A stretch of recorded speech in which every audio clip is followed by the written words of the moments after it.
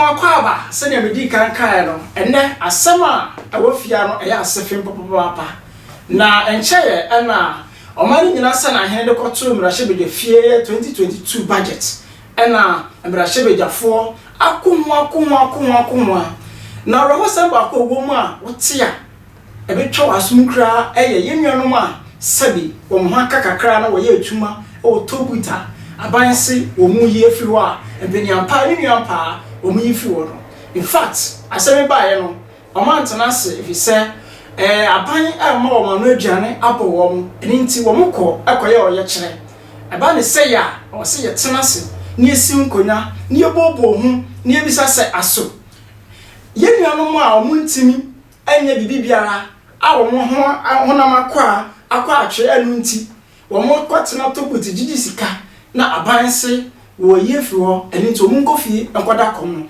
eye me ne mapamfo betena se ne bobo sem nkomo na yahwe na yaka se eye sa abanya sa yibehu na se obi te wo mpotemu obro no so na se etu abato afe o makwan o de no ho ene ne nipadua ne bre nyina ena mekoto ama ndisi kwan bia so se MPP ni a in fact ubehu se wo mo yeto abama wo mo no mo dwene ye ho yie pa ye niama ene ne abrabo ye sukukom ye duane diemu ye nsuo ye mpotam ya kwan ehu hia wo mo a ni nti wo mpo a wo mu ni ba bi te ehu kire wo mo a ni nti wo mpo mu ni ba bi da ho kire wo mo na ye nuano man so wo mo Tollboot wo mo di edwadie ane akoso ede hwe wo ma abanse wo mo echi wo ma no aduane no ye betena se na ye bobo ho me ne oman no bofo betwetwe enkomo afa mo betwa no sima biom maba e ba ye bekọ enkomo twetwe ne so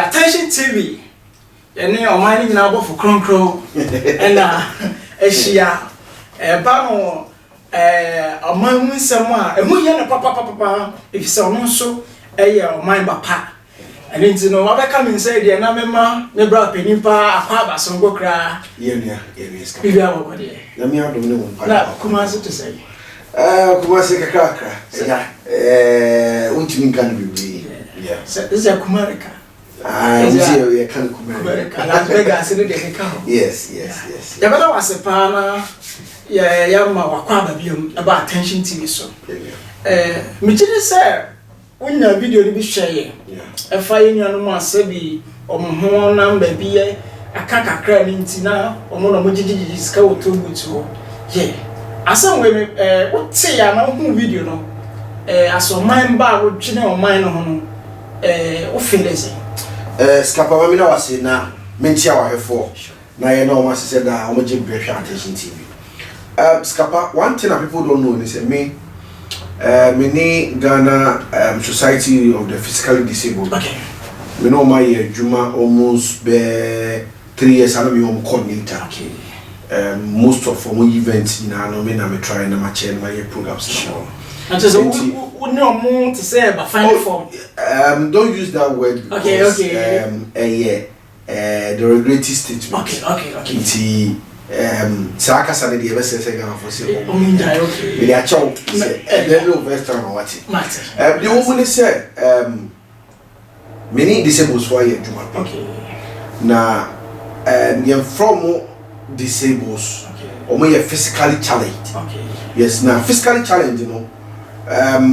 Or may be a crew BM if you BM the you sure. And he said, oh, come on, Massama, you're quite fast one. You come on, Massage. The woman said, I buying any size and buy sell Precope or not to Tollboot, maybe the one your office said. Tollboot part of revenue are buying any sika. Okay. Now saying that she sure. I buy muno before ubitimi aye and she say uber jitonu. Just say motenasi na mofa adwin. Okay. Na akọ parliament. Okay. Na parliament a pass it amena be yemra. Okay. Na say a sitting government betimi agina no to me so abra on consult any sure. legislature biya say Tollboot no ye pese judge na mrase ti we ne ehu omo a ye pese judge na sa ne ma na mfambrem minister timide ultimatum baaye after the budget yenya nyintum no at that time yenya nyintum etimide pre-information by say or that say yenya Tollboot ampa ye judge in fact ediyaw yawdie bebrebe na sebi timi fo timi wa oro ka wa fo abeti eno na aban a etisu sisi ya no epese obo exhibit na unfortunate free say Tollboot before member disable for so be say Ghana for tias ye say Tollboot ya sem ya ye ken Tollboot no aban dia ma contract or dia ma contract private contract na aban dia ma say ensha aban ase okay sure aban ediama contract na contract no every year renew and now omuma government 76 million Ghana cedis okay so meto wase na chese afibia no aban ne se ko aban ye twesika ma wo mo a so mo fambre wo okay enti se to no we gigi se wo boka se wo be de odase se so mi aso ai afena so na ne saka ne sika okay that is the work of the government and a private entity omoye okay Tollboot no aban krofo bebre wo why any contract na mama wo sure so it wo mo ye dwuma e wo to no government e di shemu asa 2016 okay 2017 o man pani ekufo ado e fro abenwa e na ro to fo no e to make that time make am be I champion is say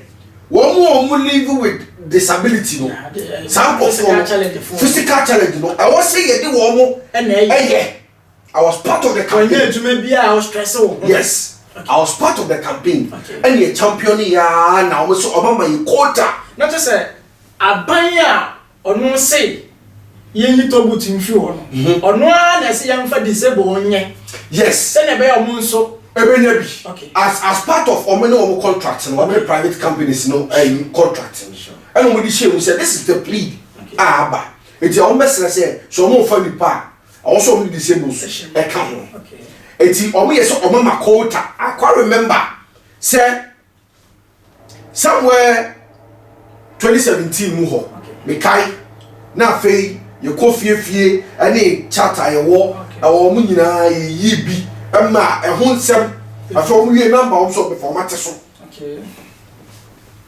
ya gawe omom tibiko ye ekokoye enne se wo so wo ye fua enam se aban sa kofo no mo Tollboot ho no omo se aban ase na nya aban ti omo kanti no omo gu adwuma na omo fa ho oh yeah say a private entity yes okay it is all private company no pa and no workers en kasa sure that is the secret in it and no ti the bema government etimi efiri onu ani pem se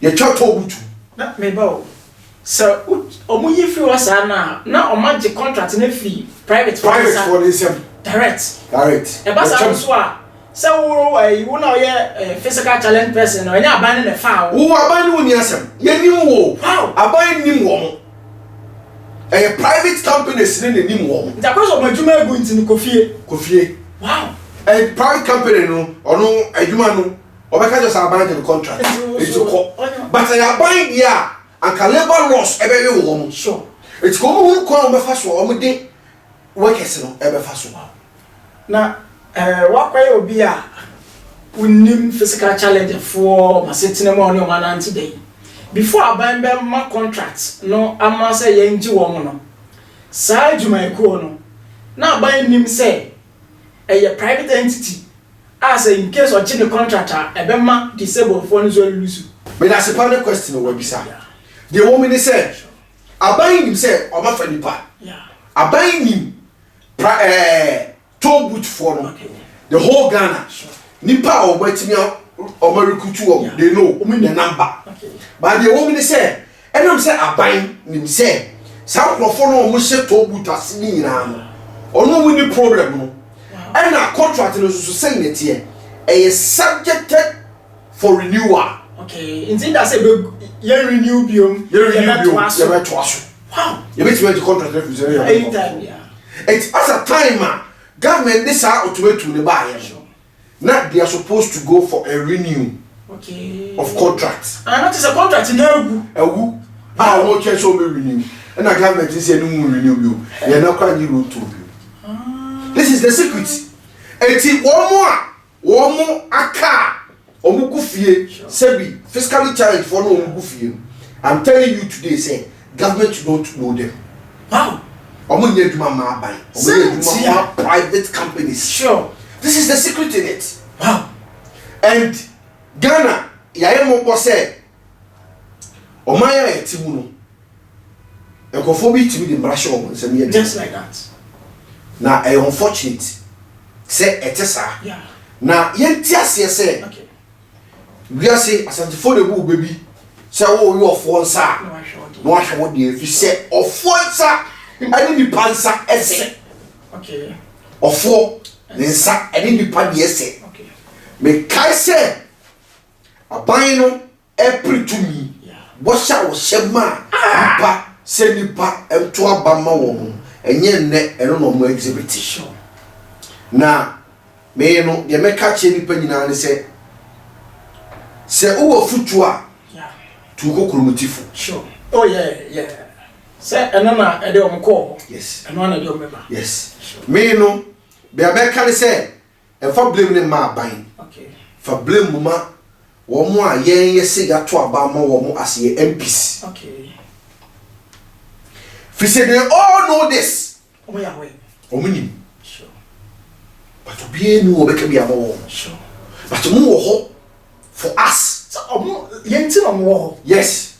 Yen ye de omko ye. Yen ye de omko. But omo te wa. Good. You don't think about us. Let me tell you the procedure of parliament. Okay. Say akomumasi ka bayi budget here the bayi. Sure. So omo ready a say finance minister be ready a. Already we are. It is the duty of the parliamentarians. Say omo be back to the constituency. Okay. Now a town hall meeting. Okay. Now ono so the asemo ya wo kote parliament ono. E dey abre wo. Ono so dey abeto enim say no we be breaking it down. Wow. Say me pacho people of Ebia Blekuma. Ya call you know. Say na penifo ka. Omo say about 2022 budget. Budget ya komasika oban no e dey bebo en. Weni wom. Mo pene so. Na just say meba. Not just say budget ne ba ya kra na ade kyenye na wo mo kwatena aso no. O say budget ne ba. Yeah. Omo time bi a omo de ma. Yes. Time bi e da so. Sure. So okay. So time e da so no. It is for the parliamentarians to come down to the constituency. Wow. By town hall meeting. Every electorate na chine. And say the whole budget. Wow. Na mo force on say mo force. It will kwa. Ya chine te kaka. Enti o man bia wo le secretary. Okay. Enti kromano secretary. And until any assembly members war. Sure. It is a commanding to be assembly members they can go. They represent every electorate. Yeah, the district in the world. Yes. Okay. Wow. What you say? And some assembly members, you know, and on before no so meeting. Ono no ya electoral meeting. Oni ne manfo no. Ono so committee members. Good. Oni say what the chain of government. Wow. Say that here. Wow. President and the best say next year we perceive yes. No the ama o man no foot to some for. Sure. The finance minister. No so their brain.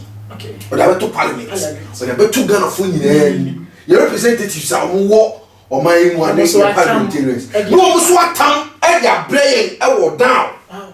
Not so we need to mean someone to be to me.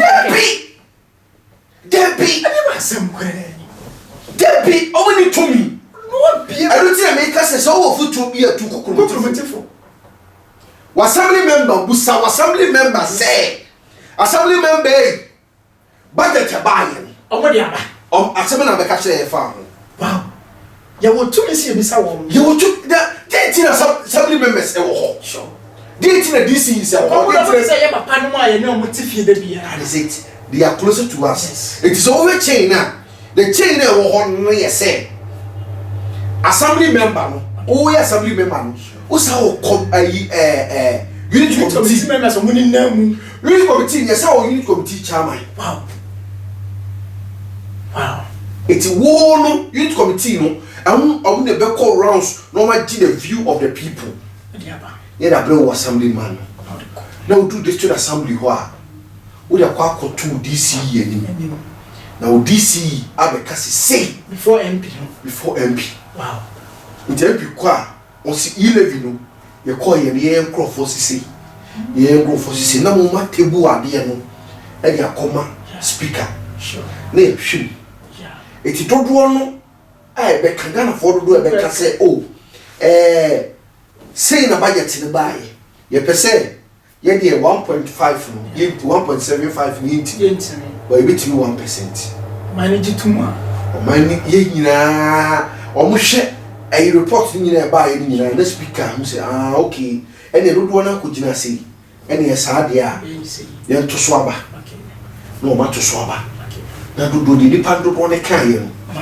eno na ya tiatu wow but we no amanya ni sa ye ne sa eh omo do omo akasa omo pe omo selfish interest selfish political interest eno omo di bu omo no eno ti na ye bre wow na so omo nya surveying bia no consultation eti radio sunu wunya omo a omo kasa gigi or say Ghana for ben one more party members a yato a credit amount so omo fan radio stations TV stations and kasamo sure are they Ghanaians you bet make so omo na edu omo gina o say Ghana for nyina ase ene na ebekowie omampani asem o kan ne say yenye citizens yenye spectators yenye citizens many spectators no ono amampani sese no eni hofo ade omo ye na person be say are they being citizens yamampani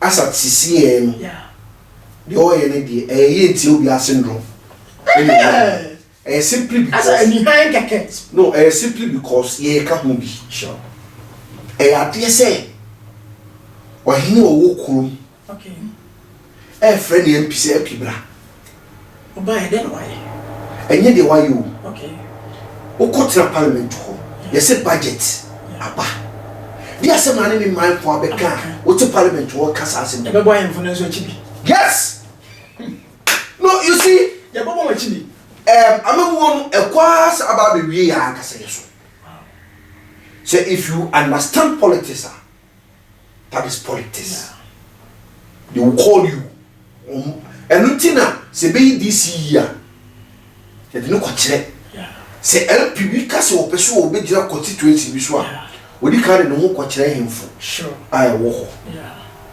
ye misa say LPB wo e to abaman the constituency kura we see order but also MP sure of late e bi kra babontin a ye say MPB 89 ono ani community bi a won constituency mu a okoko gina o me to ne so aba say enka ho yes meaning na say Ghana parliament na kwa say school ofa watale obetimi akobi that is it so we obi a obetimi a sponsor or no obetimi yeah obetimi that is so enye atuma no per se no and eno ni ade a Ghana e boy form sure eno ni ade a e high na me no me ka say won Tollboot asemi won mo aka won mo pa people living with disability yes physical challenge for the physical challenge for sure because mo die omo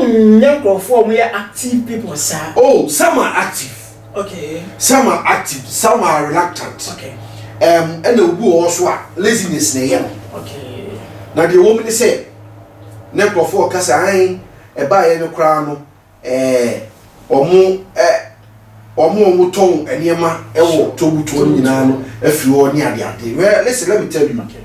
Tollboot no so be yi. Yeah. Tollboot mu say how many drivers pay Tollboot? No, yeah. Sebe me tin kran. Yeah. Not to chokwa. Na me to chokwa. Ma mesin kasoa. Ma mesin twem kasoa. Fa ashama ntema. Me nkofa ashama ntema. Wa nkofa pokwase amasama uroda. Amasama uroda. Unta Tollboot. Ko chato Tollboot ahede. Wow. Any madina kwa yiso. Unta Tollboot. We could chato ahede. If I'm living in the municipality not being outside here, we could chato biya. But now, to know where you feel on what day charges in the about good road wealthy. Okay, not just a robbing Peter to pay Paul. That is it. That's the right way. That is the right way. Does it mean say Mami can't call America, sorry, I want to woman. America need natural resources, Papa Bia. Yeah. You must say, oh, yeah, so heavy. They survive on their taxes. Sure. America. Okay. They don't have any natural resources. Yeah. They survive on the taxes. Okay. So our policy they say, give to the people what they want and tax them. Sure. That is American policy. Kind of a yes. I say, do you hear your family? Nigeria open. Nigeria tax. Simple. It's simple. Now, yen. Mama, you say, Abai is not ready to create new jobs. Sure. And on koda. Yeah. Uncle you may be so no. Abai no good. And you now so sound koda. Ye natural resources now yen. Na me ya domo a ye wo. And who for so be na yen. Yenya. And now what bank is your money? They have every right not to give us money because uti. The woman say. The simple analogy woman say so who fee. Yeah. That's who fee mu Japadia. Yeah. Who go say wa bantia. Menya sure. So who fee. Yeah. Now we Japadia. Pa who fee. Na sika wo ho. You say who if you good. Yeah. The job if you good. We kwa bobusia. But you menya mistake. This will be a waging. Yeah. Simple. This will be a gain fa. Again adu. Simple. That's the correct. It's here Mr. say your timber. Good. Your manganese. Your gold. Diamond. Your diamond. Cocoa. Your lithium. Yeah. Your cocoa. Your rubber. Your rubber. Your wabe. Your everything. And talk about the resources. It's our body. Talk about the resources. To say, Samuel man said the party ni winning. Wow.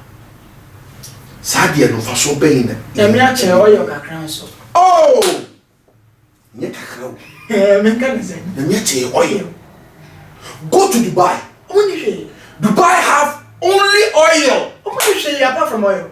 Oil no. Eso kro mo no. Oil no and they develop kukru. Oil no they develop kukru. Sure. It's here natural resources na ye wo.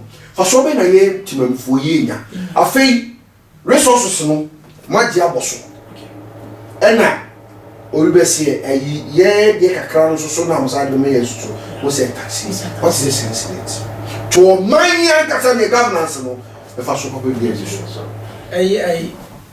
Government for say a state without government, human life become miserable. Yes. Yes. But who say our government, but I say osha e mark a wo so a wo mo bre kunafo a timis and no asem de sikapa se ye kase ye kasa ne wani nyina ho asem a yesu it is high time you see Tollboot sika ne ye kwan okay fan say afibia se sika ne ye kwan ye see ye ya sika be fi say di Tollboot enya no okay kwani na ye Tollboot no kra no uyi kaswa Shaman road de na amasamai de na ase eye kama utra takrade na wo kokwan no so a ebo ase lotto kiosk bi I say lotto kiosk ade a ye gigi sika no ma generate revenue no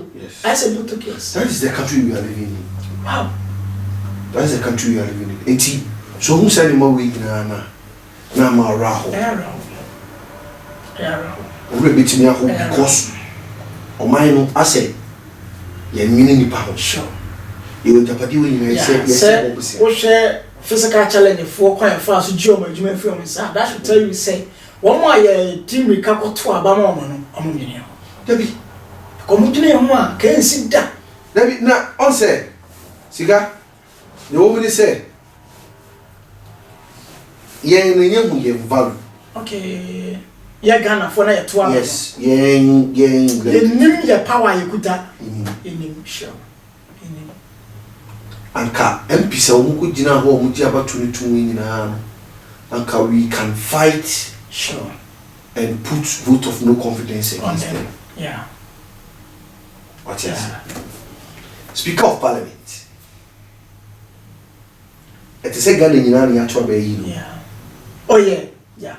Speaker of Parliament. Say yeah to ma MP4 no and MP4 no to ma no. It's indirectly the area no call. Sure. He's there for Ghanaians. Yeah. Sure. Both MPP and this. Oh my. Yes. And some of the government so. Oh. And looking at all this, that should tell you, say, Ghana, you have a problem. Your big problem. Yeah. Wow. And I told you to need here. I said, Baba. I was saying, sure. Because even advanced countries cry. And one thing the women, hey, they be an episode say, Sabe be a designated sa to Busuni now. Yeah. This same MP said to Tollboot what they don't pay. Oh, what you? I will have put fruit. I'm a car. Not fruit. Near trim. Not yen same ordinary Ghanaians. You need to do Tollboot. That tells you how wicked your people are. That's what I'm told you. I'm on light. Scholarship, Libya, go to grant travel allowance. Parliament, come just sitting allowance in it. Until like so, mine to million way more. As I'm going that platform to me, the journey more mine. That's see ya. And is it 24 cassette or see if it will be KJB. Ukaka, second JB crew. I o KJB and only a KJB. And I can't JB. Okakakra. Abusia and Commano Ayate. A yara also or Kwami so. So share on my team. Then you dear Cokromutio, Cocotua by eating for before, so mumbo or man home by and show man so my. Then so a yarn about 10 so and over your hospitals a yara hope. That's your belly for the yara pet, no could be man so called Yarash. Sanka yen hospitals near papa. Common Yarash, awa. And then as I say, a can be bitch or say. Cokromutio is sending about 4 Kayano. 24. Now 2024. 124. Obesa kofa de yem father. In fact, you better above was what church we ye am ye de ntia ye nuanom a wo mo ye physical challenge for no o madwuma born by force no what church yen say wo mo ye to abama wo mo no say wo mo go gina wo no o mo de Tollboot no akoma contract ana akoye say contract no ye renew a o mo fa madwuma no eluso madwuma at any time enenti sa ana akoye. In fact, awafo wachire nyamam pa wachire ya bada wase pa se woje bre na go chire sa nyamam obi wo ha wonte ase me se na menti ase because na me se na wona se na do obi o se oba be bo man ho ban be protect o man person no otimi ma akom edi omo a omo aka kakra sa no afi na wa me ya ti ase yeda wase papa abusia attention TV so